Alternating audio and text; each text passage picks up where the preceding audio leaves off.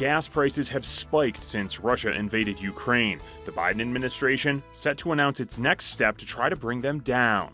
And it's not just the price of gas that's going up, so is the price of wheat. Farmers don't get to pick our price. It's controlled through that commodity market. We're talking to Colorado farmers about the struggles and impacts they're seeing from the war in Ukraine. We don't know yet how that's all going to shake out. I couldn't say if we're going to be able to break even. Plus, getting kids social again after remote learning, the nonprofit helping them interact with their peers. President Joe Biden is taking steps to try to lower gas prices as the war in Ukraine drags on. His administration is tapping into the strategic oil reserve again. Thanks for joining us for Denver 7 News at 11. I'm Jason Grenauer. So here's a look at the president's plan. He wants to release around 1 million barrels a day for 6 months. So that would equal 180 million barrels of oil. President Biden let out around 60 million barrels back in November in response to another round of price hikes. But tapping into the reserve generally has a limited effect on gas prices because of how much oil can be released at a time. The president will also call on Congress to fine oil and gas companies that lease public lands but aren't producing energy. Now, gas prices have gone up more than $1 in the past year, with a spike happening last month when Russia invaded Ukraine. The average price in the U.S. is $4.22 a gallon, which is down 11 cents from a record high hit earlier this month. In Colorado, our average price is $3.99. President Biden banned Russian oil and natural gas imports to the U.S. earlier this month. He'll talk about releasing oil reserves in about a half an hour from right now. You can watch his remarks right here on Denver 7 as well as Denver 7 Plus.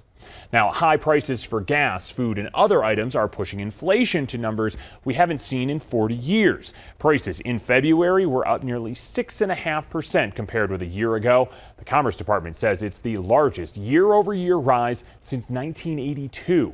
And core inflation, which doesn't include food or energy, jumped close to 5.5%. Now, the government says food costs climbed 1.4% last month, which is the highest in nearly 2 years, and prices likely won't go down anytime soon. President Biden warns the war in Ukraine will create food shortages because Russia and Ukraine are among the largest producers of wheat in the world. Denver 7's Veronica Acosta went east to see what this means for Colorado farmers. It should be a great time for local wheat farmers. The wheat commodity price that is at an all-time high. That means it's basically worth more now than it was in previous years. But some struggles are keeping these local wheat farmers from really basking in this moment. We're a hard red winter wheat farm. Wheat is a cash crop in Colorado. But right now, it's not driving as much money as you might think, and farmers hoped. There's some similarities to walking a tightrope. Calcivic Farms in Bennett has been around for more than 100 years, producing wheat that makes its way to dinner tables across the state. Hard red winter wheat's used in a lot of your breads. Most of our crop will go to Denver to the Ardent Mills in Commerce City and gets milled into flour, might go to Panera Bread, Papa Murphy's Pizza. So we are glad a lot of our stuff stays local.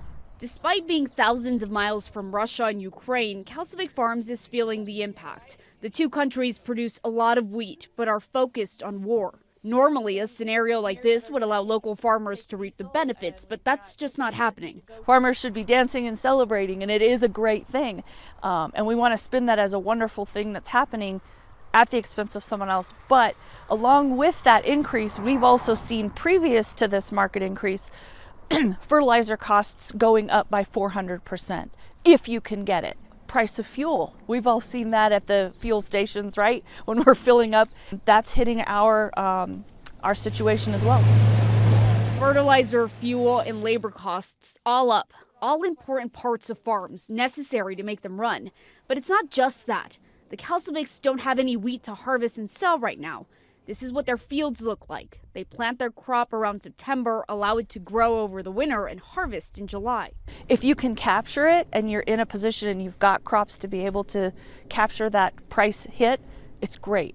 And of course, there's the lack of moisture. That means less bushels of wheat, which means smaller paychecks for farmers. The Calcivics say they still don't know how that increase in wheat commodity price, the increase in fertilizer, fuel, and labor costs will pan out for them, but they plan on growing the crop despite that. In Denver, I'm Veronica Acosta, Denver 7. In new developments from Ukraine this morning, U.S. and European officials say Russian troops are struggling to take control of the country. There's also reports from U.S. and U.K. intelligence officials saying Russian President Vladimir Putin massively misjudged the situation and that morale among Russian troops is low. One of the Achilles heels of autocracies is that you don't have people in those systems who speak truth to power or who have the ability to speak truth to power. Now, British officials also say some Russian soldiers are disobeying direct orders. The Kremlin is responding to those claims, saying Putin is being lied to. Well, new at 11, a Brighton couple is charged in the death of their 1-year-old daughter who died from ingesting fentanyl in January. The Adams County District Attorney says Alonzo Montoya and Nicole Cassius were doing drugs at their home before and after their daughter's death. Officials say the child's blood had 10 times the amount of fentanyl necessary to kill an adult.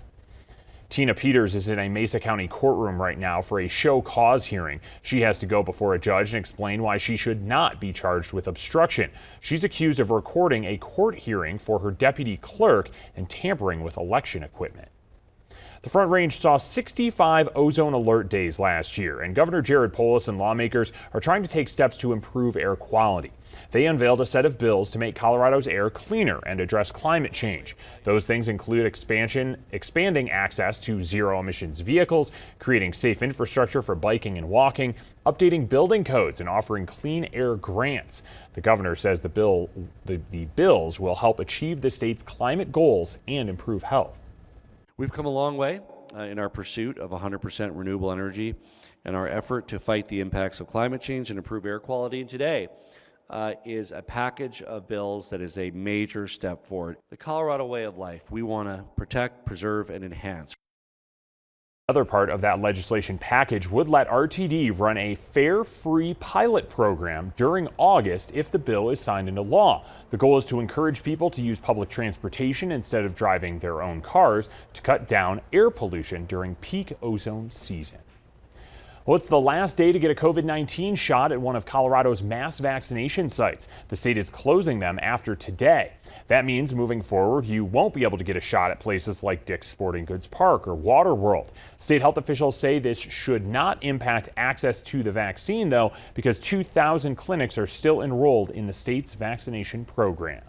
Really just trying to move into these traditional healthcare settings while we maintain capacity that if there is another surge, we would be able to scale back our response up again to meet that surge and fill in those gaps as needed. Now, community testing sites and vaccine buses will stay open for the next few months. Schools are spending this year transitioning students back to interacting with their peers, like how to share and be social. Some of these schools are turning to a nonprofit called Playworks. The goal of Playworks has been to make recess an intentional time and help students get through pandemic trauma. As Denver 7's Jessica Crawford reports, one school is already seeing a difference. 20 minutes in the adult world can just run by, but these kids make every second count. We play like jump rope, red light, green light, soccer. You want to try again?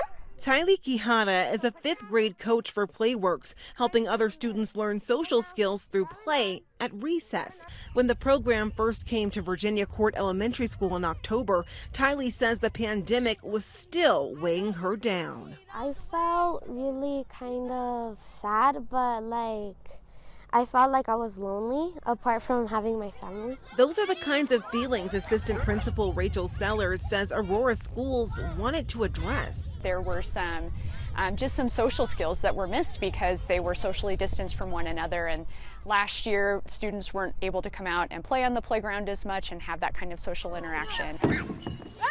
The program is now in 32 Aurora schools. Hands to ourselves, okay? Okay? Playworks site specialists like Kayla Braggy, with the help of kids like Tylee, guide the students with interactive games that can include everyone. I've always thought that it gives the kids opportunity if they're scared to join a group of kids or scared to join a game. I'm there to encourage them. Sellers says from the beginning of the year to now, she's seen a shift in how the students behave and how they treat others. What we see in the hallways is the way they're interacting with one another is changing. It has just brought out a greater joy because they have that opportunity to try new things in a safe way. I feel less lonely because I get to hang out with my friends at school. Taking just a few minutes in each day, connecting with one another, making life outside recess that much better. And you're gonna do that all the way around. Tell me if you need help, okay? In Aurora, Jessica Crawford, Denver 7. And social connections don't stop when the school year ends. Playworks will be offering summer programs in some select schools. Well, the TSA is becoming more inclusive. Still ahead, the changes it's making at security checkpoints. Plus, Colorado entrepreneurs are fueling your next adventure with a bite-sized snack packing a big punch.